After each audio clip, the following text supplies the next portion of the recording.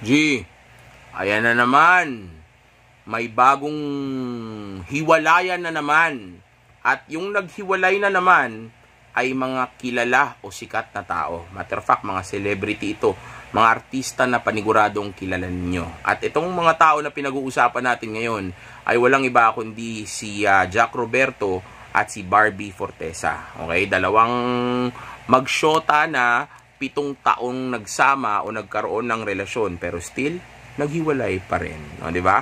Sayang yung mga investment, sayang yung time, yung pera, yung opportunity, yung moment, yung energy, di ba? Saan mapupunta yun ngayon? Sa basurahan, di ba? Ipa-flush natin ngayon yun sa kubeta dahil BS lang pala, di ba? Para saan yung 7 taon ngayon na yun, di ba? Saan mapupunta ngayon yun? Ano ngayon ang makukuha mo pabalik doon? Eh, di wala.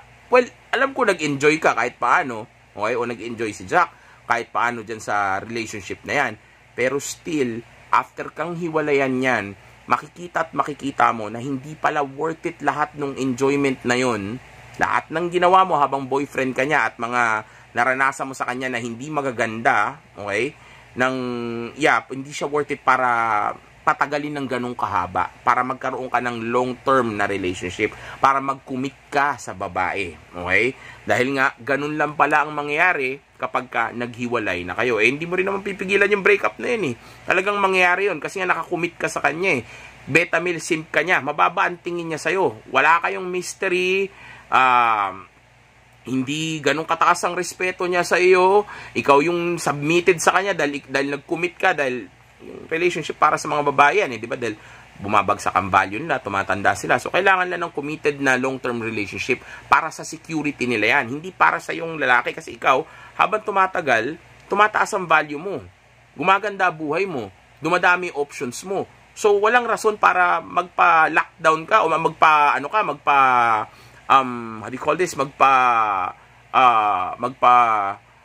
tali ka sa isang babae. Kasi nga, ikaw habang tumatagal bilang lalaki, tumataas ang value mo. Okay?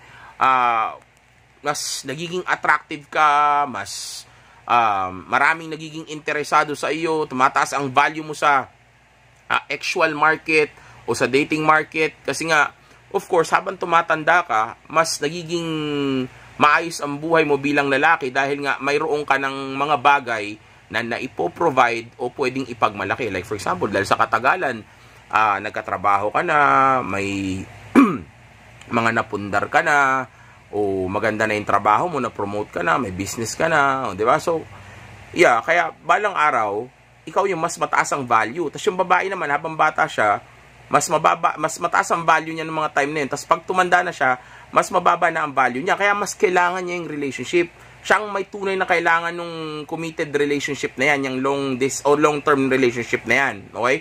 Hindi ikaw. Kaya sa oras na mag-submit ka sa kanya, o sa oras na makipagrelasyon ka sa kanya, sa moment na yon, sumasubmit ka na sa kanya. So kung sumasubmit ka sa kanya, sa babae na ito, then ano mangyayari? Since siya yung babae at ikaw yung lalaki na dapat siya yung mapasubmit mo, mali na kaagad yung relationship dynamics ninyo. Siya na ngayon yung boss, siya na yung alpha, ikaw na ngayon yung beta. So, ano mangyayari ngayon sa relasyon na mayroon kayo? Masisira yan for sure. Dahil, of course, ayaw ng lalaki na siya yung dinodomina ng babae. Ayaw naman ng babae na siya yung dumudomina sa lalaki. Pero, gugustuhin ng babaeng gawin yan kasi nga tinuruan na yan ng feminism na maging dominante sa lalaki. Okay? Pero, by nature, ang tunay na gusto ng babae ay siya yung dinudomina ng lalaki niya. So, sa moment na yung babae ang dumumina sa lalaki niya, of course, bababa na yung tingin niya dyan. Mababawasan yung interest at yung attraction level niya. Matter of fact, babagsak talaga yan. Okay? Bagay na, actually, pag nangyari nga, ang mga pwedeng mangyari, ay of course, una, bababa ang respeto niya sa'yo, mawawalan siya ng respeto, hanggang sa hiwalayan ka na nito, o kaya naman lokohin ka nito, o bigyan ka nito ng isang anak o mga anak na hindi naman sa iyo. Okay? Nang dahil lang sa kawalan na niya ng attraction at interest sa iyo. O sabihin natin nawala na kasi yung respeto niya sa iyo. Okay? Kaya ngayon, itong bagay na ito ay nagawa na niya. Okay? Nang dahil lang sa isang committed na long-term relationship. Okay? Kaya para sa akin, Yang bagay na iyan ay isang malaking BS. Okay? Huwag mong aksayahin ang oras, ang enerhiya, ang opportunity, o pati na rin yung moment ng dahil lang sa babae na iyan. 4 bilyon ang babae sa mundo. Okay? Si Jack Roberto ka, isa kang celebrity, na gwapo, na may pera, may koneksyon, di ba? So, maraming babaeng magkakagusto at pwedeng maghabol sa iyo. So, ba't ka magkukumit sa isang babae na katulad lang niya? Oh, well, actually, kahit man di katulad lang niya kahit mas malupit pa, there's no reason for you to commit kasi nga, habang tumatagal, lalong tumataas ang value mo, and also at the same time, hindi nga kasi mag-work itong ganitong klaseng relationship, lalo na nga ngayon na social media era na. Diba? So, instead na sabihin nating gayahin nyo itong si Jack Roberto sa kalokohan niya na ito, ang bagay na dapat na ginagawa natin nga ngayon ay mas lalo tayo dapat nag-iingat sa isang committed na relationship, o mas lalo tayo dapat umiwas na makipagrelasyon sa mga babae. Okay? Dahil nga nakita na natin itong bagay na ito, na ganito nga pala talaga sila. Actually, matagal ko naman sinasabi sa inyo, no, pinapatunayan sa inyo yung bagay na iyan, di ba? Matagal ko nang ipinapakita sa inyo yan, o tinuturo sa inyo na nangyayari nga itong mga bagay kasi na ito, di ba? Matter of fact, iba mga video nga na tinuturuan ko pa kayo kung paano kumuha ng babae na, di ba? O tinuturo ko sa inyo paano kumuha ng babae na may syota o may asawa. Well, hindi ko mga sinasabi na gawin yan, pero ang ibig sabihin ko, kaya ako nga kasi ginagawa yung mga video na yan para makita ninyo yung loophole o yung butas dito sa sa sitwasyon na ganito, yung committed nga na long-term relationship. Okay? Dahil yan ang rason kung ba't ako gumagawa ng mga ganyang klaseng video din, yung mga paano kunin yung may syota, may asawa, kasi nga para makita ninyo na hindi nga siya talaga mag-work, para makita ninyo na balang araw pagsisisihan mo ito. Kailan pa pag may anak na kayo? Kailan pa kapag sabihin nating pagka matagal na kayo at napakarami mo ng investment, di ba? Bakit hindi pa ngayon? Dapat ngayon pa lang naiintindihan o natututunan mo na itong bagay na ito. Inaaral mo na dapat siya para maiwasan mo na mangyari sa iyo in the future. Kasi pwede naman date lang eh. Di ba? At least walang validation, di mawawala yung mystery. Di ba? So, yeah, okay lang kayo, chill lang kayo. Kumpara do sa magkarelasyon kayo, validated mo pa yung babae. Di ba? So, instead na gawin mo yung bagay na yan, ang gawin mo lang is mag-focus ka sa pag-artista mo. Kung ikaw si Jack Roberto, kausap ko ngayon.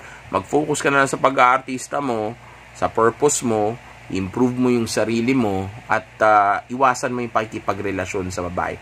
Kasi hindi yan mag-work. Maniwala ka sa akin, lalo na sa panahon ngayon, at lalo na sa sitwasyon na mayroon si Jack Roberto.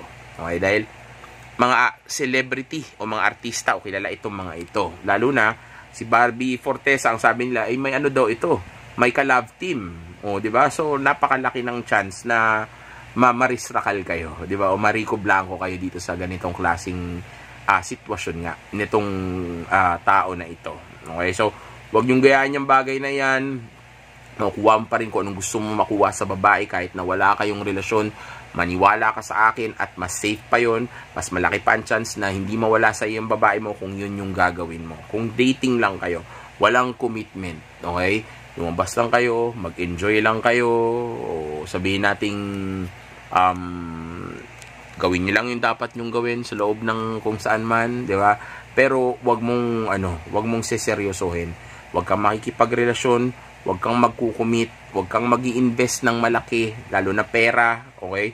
Well, actually, yung investment ng energy tsaka time, kahit paano mangyayari kasi talaga yun. Di ba? Kung may mangyari sa inyo ng babae, syempre, kikilos ka. Di ba? So, mag-i-invest ka talaga. Kikilos ka eh. Di ba? Parang pagka, bubuksan mo yung ilaw. Di ba? Gusto mo lumiwanag, anong gagawin mo? Tatayo ka, di ba? Tatayo ka para kalabitin yung o pindutin yung button o yung switch, di ba? Para magkaroon ng ilaw. So, dahil tumayo ka, at pinindot mo yun, tapos bumalik ka sa kama, nag-invest ka, di ba? Nag-invest ka ng time, nag-invest ka ng energy, di ba? Nag-effort ka. So, dahil dun sa bagay na yun, yeah, may investment ka na nga. Kumbaga, hindi mo maiiwasan yung yung investment mo dun sa bagay na iyon. Kasi nga may gusto kang makuha. O gusto mong kumain naman sana, akit ka ng puno, 'di ba? O pipitas ka ng prutas. So lahat ng bagay sa mundo, kailangan mong pag-effortan para makuha mo.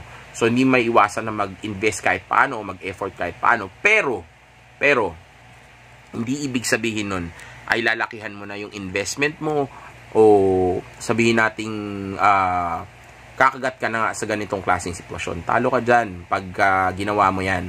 Dahil imbis na sana nag-i-enjoy ka nang hindi ka tinatawag na cheater ng karamihan ngayon, okay? Hindi mo kailangan magloko nga, okay? Imbis na ganoon sana, okay lang sana ang lahat, na-enjoy mo lang yung life mo. Ngayon tuloy natatawag ka na ganyan. Cheater ka, nagtatawanan ka ng mga tao, di ba? Samantalang si Jack Roberto ka, di ba? So, yeah, iwasan niya yung bagay na yan. Actually, ang dami ko pang gustong sabihin tungkol dito sa ganitong klaseng relasyon, which is yung committed na long-term relationship. Kaso pag sinabi ko na naman lahat yun, haba na may video natin eh. Ilang beses ko nang sinabi yan sa mga video ko eh, di ba? Yung tungkol dyan sa long-term relationship na ganyan, na hindi naman talaga nga kasi mag-work yan. Okay, so, well, may mga gusto pa rin naman akong sabihin at pag-usapan natin dito sa video na ito. Pero, yung sabihin nating ulitin ko pa yung iba na sinabi ko na noon.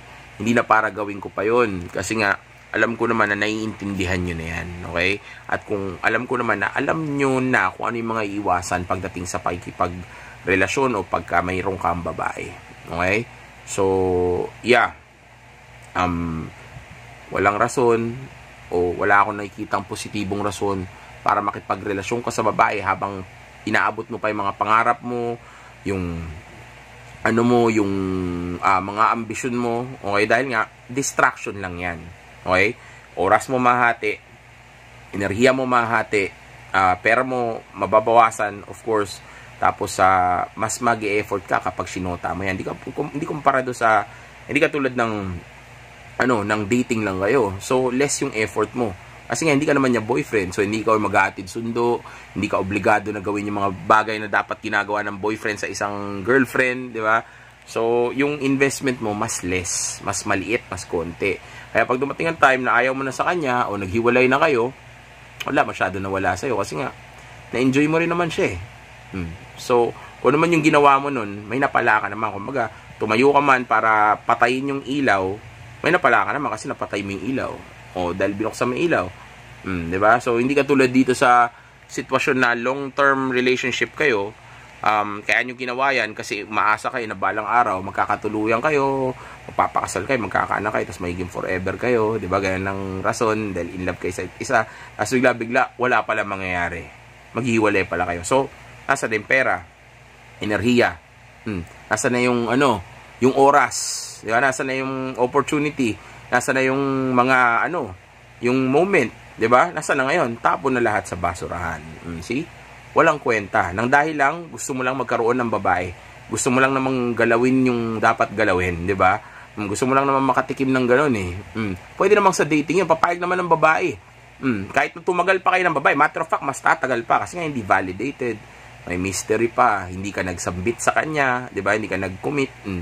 So, hindi beta male simpantingin niya sa'yo. Ikaw ang alpha niya. Mas madali yun. At mas safe. Kasi nga, konti lang yung validation mo o konti lang yung investment mo sa kanya, meaning hindi siya ganun ka-validated o hindi siya validated at all, may mystery pa kayo sa relationship ninyo, tapos also at the same time, syempre, hindi beta male simpantingin niya sa'yo. Alpha male ang tingin niya sa'yo. Kasi nga, hindi ka nakikipagrelasyon sa kanya. Kumbaga, hindi ka ganun kadali makuha at alam niya na hindi mo siya ganun kakailangan, and also at the same time alam niya na marami kang option dahil nga para tanggihan mo yung relationship na pwedeng magkaroon kayo o hindi mo i-pursue yun. So ibig sabihin, it's either marami kang option, marami kang ibang babae o masaya ka sa buhay mo kaya hindi mo ako ganun kakailangan. So kung hindi ako ang nagpapasaya, ang tunay na magpapasaya sa buhay mo, then parang ang dating nun sa babae, wala siyang kwenta. Kaya nga hinahabol-habulin niya yung relationship na yun. Kailangan may mapala siya. Ayaw niya na ginanon lang siya ng lalaki. Okay? And dahil dun sa paghahabol niya ng relationship mo na yun, sa dating ninyo, mas lalo siyang ma-excite, mas lalo siyang sabihin nating gaganahan, o mas lalo siyang rerespeto sa iyo. Kasi nga nagagawa mo na siyang maging babaeng babae o maging feminine. Kaya sasubmit siya sa iyo.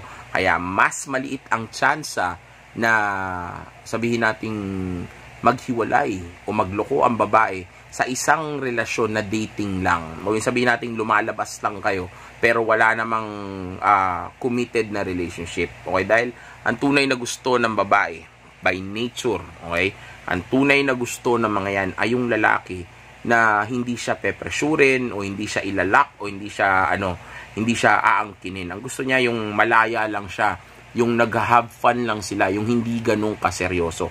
Pero yun ang sasabihin niya sa inyo. Gusto niya ng nice guy, gusto niya ng seryosong relasyon, pero maniwala kayo sa akin, kapag nagpakabait ka sa babae at binigay mo yung mga bagay na gusto niya, lalo na pag nagpaka-loyal ka sa kanya o sabihin nating ipinakita mo sa kanya na siya lang ang babae mo at gano'n mo siya kamahal, yung mahal na mahal mo siya, gano'n, sa oras na gawin mo yung bagay na yan, yung oras na mangyayari na baka iwanan ka nitong babae na ito o kaya sumama siya sa iba o sabihin natin pwede pang iputang ka nito sa noo o bigyan ka nito ng anak na hindi naman sa iyo.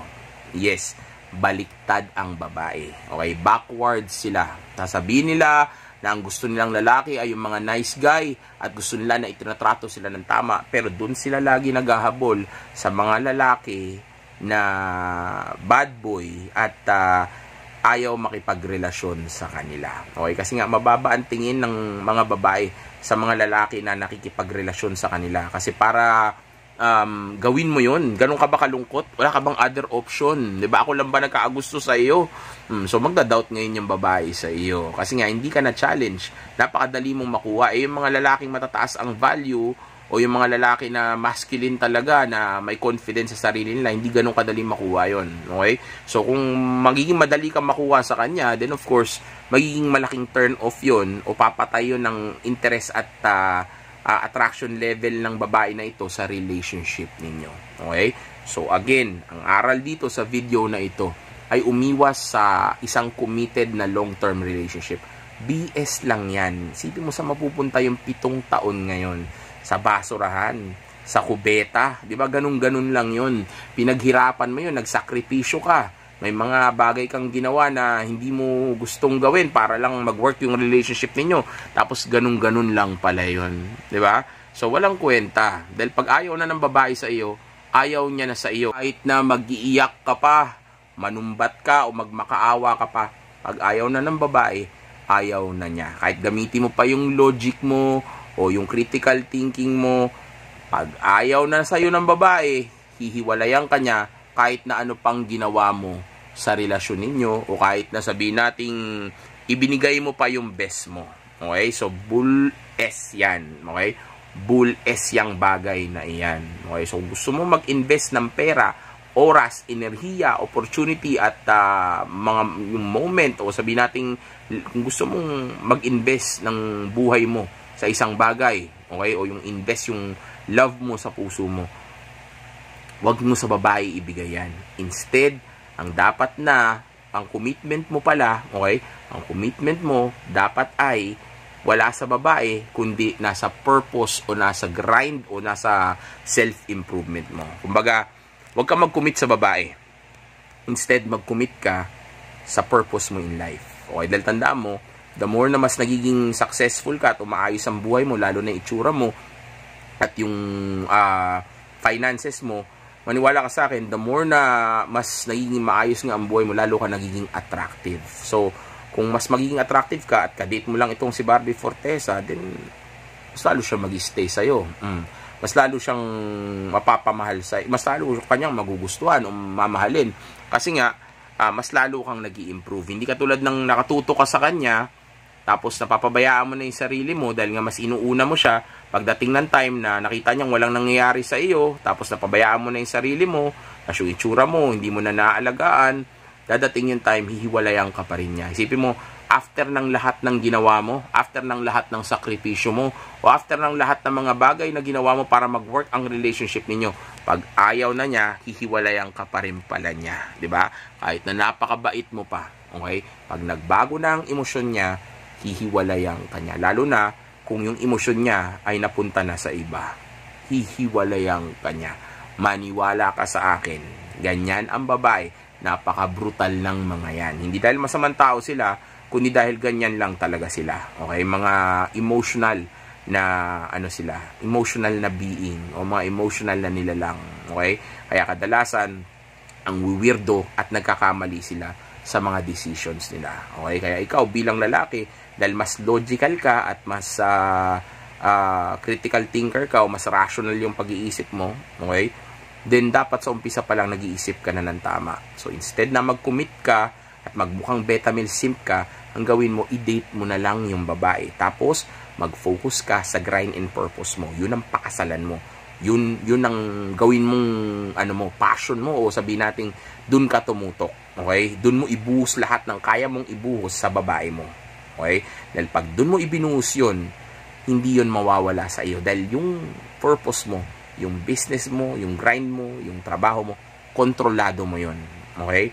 Well, actually, even yung relationship naman ninyo makukontrol mo rin naman yun kung tama ang leadership mo, kung alpha ka. Okay? Kung sinusunod mo yung mga tinuturo ko sa inyo. Okay? Pero kasi pagka-purpose mo ang minahal mo, o pag-purpose mo yung pinag-investan mo, then of course, yung pwedeng mangyari dito ay yung mga ininvest mo, mas siguradong may return ka kumpara sa babae. Dahil nga ang babae, hindi mo magagawa na kontrolin ang emosyon niya. Well, kaya mo rin gawin na kontrolin yung sitwasyon para madama yung emosyon niya. Okay? Pero may mga times talaga na pabago-bago ang isip ng mga yan. So, to be safe, invest mo na lang yung pera mo, yung enerhiya mo, yung time mo sa mga bagay na mas magpapa-improve ng buhay mo. Dahil the more na dumadami pera mo, dadami ang options mo sa babae. Okay? Pero kung babae ang paparamihin mo at hindi yung pera mo, dadating ang time, mauubos yung mga babae mo. Okay? Pero of course, ang pinaka-importante is yung emosyon pa rin ng babae ang makuha natin. Okay? Dahil ako nga dati, di ba, gaya sinasabi sa inyo, kahit wala akong pera, nakakuha ako ng babae. Yun nga, ang problema ko is pandate. Okay? Ang nangyayari, yung mga babae ko ang gumagastos sa akin noon. Okay? Dahil nga, sabihin natin, emosyon nga kasi ang hawak ko sa kanila. Pero importante ang pera kasi makikipag-date ka eh. So, kailangan mo pa rin ng pera. So, yeah. Pero ang punto nga is, wag mong i-focus sa kanya o sa kanya i-invest yung mga yan. Instead, invest mo sa isang bagay na someday may mapapala ka at yung mapapala mo na iyon ay kayang i-compensate yung isinakripisyo mo na relasyon sa isang babae. So, dahil di ka nagkukumit, di ka nagkipagrelasyon sa isang babae, then, yeah, kapag ka nagkaroon ka ng babae na kadate, of course, for sure, mako-compensate nun yung mga bagay na sabihin natin hindi mo ininvest o mga nawala sa iyo nung nakipagrelasyon ka sa pakikipagrelasyon mo sa isang babae. Dahil nga nagsakripisyo ka di ba? Hindi mo inuna yung relasyon, ang inuna mo is yung purpose mo. So, dahil inuna mo yung purpose mo, then for sure, yung mga bagay na hindi mo ma-experience sa isang committed na relationship ay, yeah, of course, mas ma-experience mo na maayos ngayon dito sa mga babae, mga kadate mo. Dahil ang inuna mo is self-improvement at yung grind and purpose mo. So, dahil tataas ang status, ang money, aayos ang looks mo, dadami ang gagaling ang game mo dito sa bagay na ito, then ano mangyayari?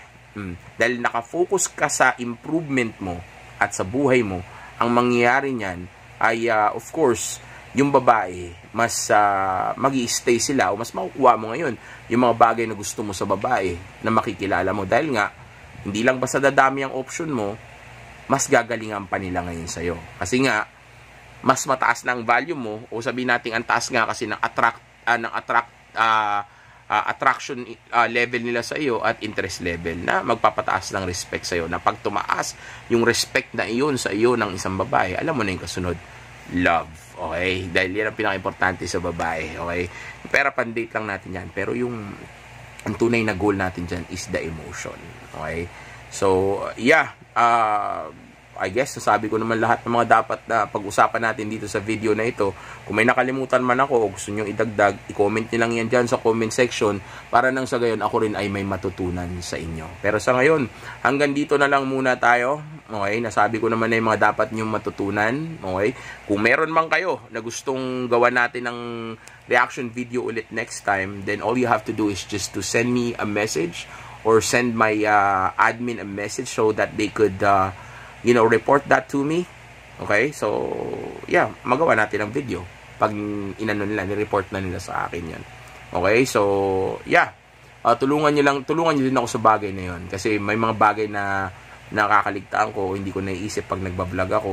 So kung i-comment niyan dyan, hindi lang basta ako yung may matututunan, kundi pati na rin yung mga tao na manonood nito at makakabasa ng comment ninyo. Okay, so sa ngayon, hanggang dito na lang muna tayo. Okay, enjoy nyo yung buhay nyo, mag-focus sa grind and purpose, pag-abot sa tunay na potensyal, at of course yung pag-improve ng buhay natin. Okay, yan ang tutukan natin, hindi yung relationship, dahil napakaraming babae sa mundo, hindi ka mauubusan yan. Pero kung gusto mo makuha yung full potential ng babae mo, then ayusin mo muna ang sarili mo. Stay!